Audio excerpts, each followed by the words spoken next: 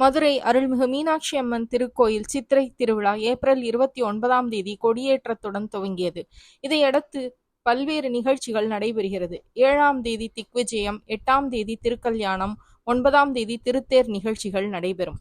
11ஆம் தேதி எதிர்சேவை, 12ஆம் தேதி கள்ளழகர் வைகை ஆற்றில் இறங்குவார் என சித்திரை திருவிழா கோலாகலமாக நடைபெறும். சித்திரை திருவிழாவுக்கு லட்சக்கணக்கான பக்தர்கள் வருகை தருவார்கள். இதில் 8ஆம் தேதி நடைபெறும் மீனாட்சி சுந்தரேஸ்வரர் திருக்கல்யாணத்தை காண லட்சக்கணக்கான பக்தர்கள் கூடுவார்கள். குறிப்பாக பெண்கள் கூட்டம் அதிகமாக இருக்கும்.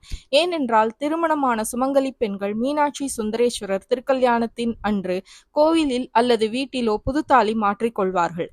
இதனால் தீர்க்க சுமங்கலிகளாக வாழும் பாக்கியம் கிடைக்கும் என்பது ஐதீகம். எனவே மீனாட்சி சுந்தரேஸ்வரர் திருக்கல்யாணம் அன்று எந்த நேரத்தில் மாங்கல்யம் மாற்றிக்கொள்ளலாம் என்று பார்த்தால் 8ஆம் தேதி வியாழக்கிழமை காலை 8:35 மணி முதல் 8:59 மணிக்குள் புதுத்தாலி அதாவது மாங்கல்யம் மாற்றிக்கொள்வது மிகவும் நல்லது என்பது ஐதீகம்.